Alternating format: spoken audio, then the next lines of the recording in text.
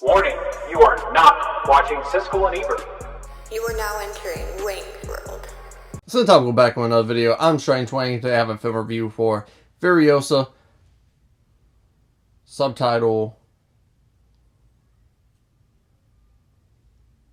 something from the Mad Max Saga. Story from the Mad Max Saga. Adventure, I don't know.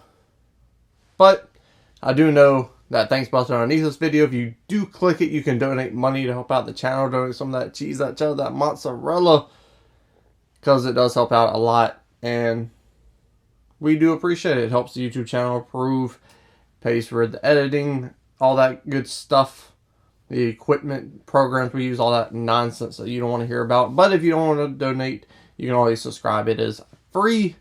And we also appreciate that. So, do it. Come on. Do it. Do it! But let's get down to brass tacks. I gave Furiosa a 9 out of 10 Wangs. Why? Why? Why? Why? Why? Because at the end of the day, I had a great time with Furiosa. And I got a girlfriend, and I don't mean like that, because that'd be crazy. And I'm not lying! I had a great time with this movie because it was not everything I wanted, because that Fury Road bar was so high. It came very close. Nice. Couple things. That technique didn't feel like it was as polished, as good, whether it was the quality of acting throughout the entire film or the CGI. It didn't feel as good, as polished, as well done as Fury Road.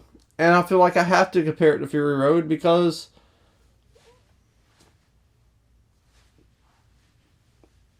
it's the sequel. I mean, George Miller, he's doing it again. Other than the technique not being super polished, it's going to be hard for me not to say what I dislike about this film without spoiling it. So, spoiler alert.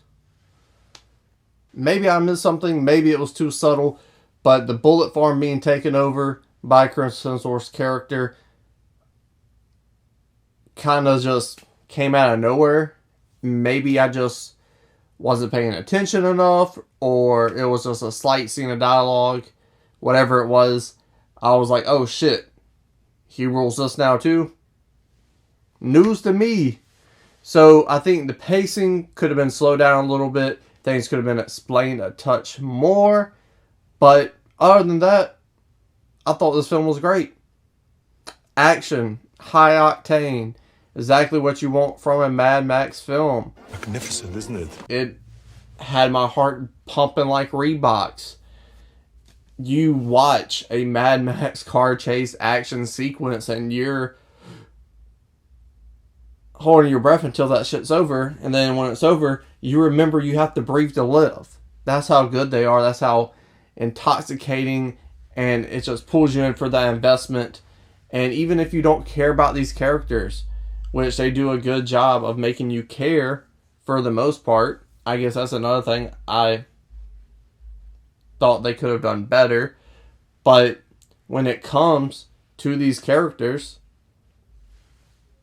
you're invested every time that one of them picks up a gun. And it's an action movie, so that's quite often. Makes sense. I do care about these characters and their stories because they do a good job of letting you know who Furiosa was before she was bald-headed and all that good stuff. But the torture scene with her mother, I thought maybe you could have did that a little bit longer. I like the technique of not really showing too much of it, but watching her watch it, I think you get some good acting out of that child who was pretty decent, and it's more impactful. Same thing with Chris Hemsworth's fate at the end of the movie. Yeah, you show what she could have done, or she could have done this, but what she really ends up doing is worse than both of those. And why did you even put those in the film?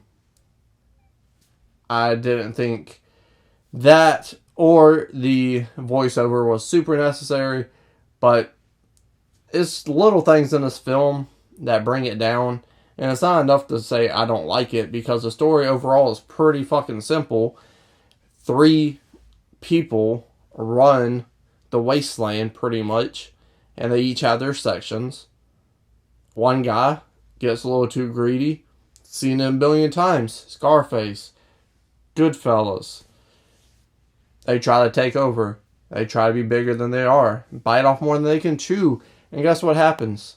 What? War. People aren't going to stand for their shit being taken from them. So you get conflict.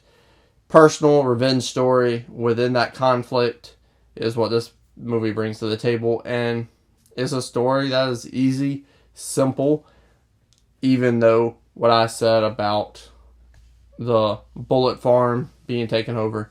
But the last thing I do want to touch on, no Diddy, is Chris Hemsworth. I wanted to like him a lot more in this movie. From the trailer, I was like, why they put a prosthetic nose on him? I understand what they're trying to do, but it's not working for me. And by the end of the film, it kind of was. Yay! He's been beaten up, gone through all these battles. His face has got scarring on it that added to the character. But it took a long time for me to be like, Thor. That's Thor.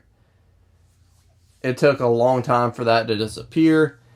And he wasn't bad. He was good. And I think when people, myself included, rewatch this film, that's not going to be an issue if it was an issue when you watched it the first time.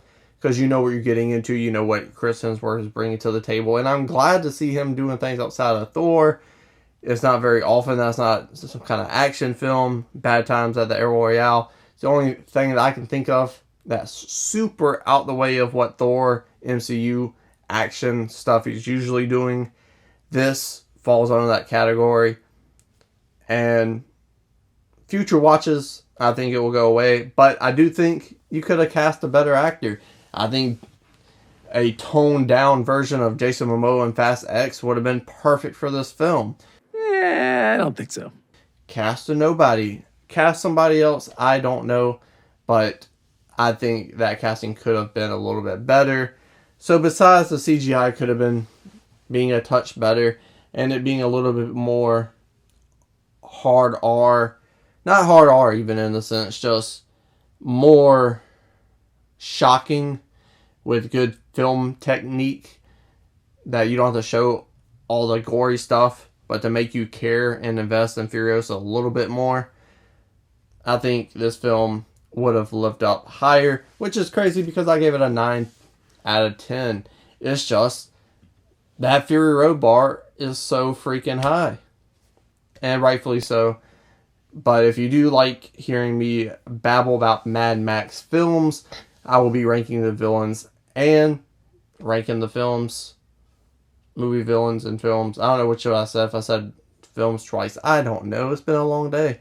That will be coming out later this week. So subscribe if you want to see that. It's not a game, it's a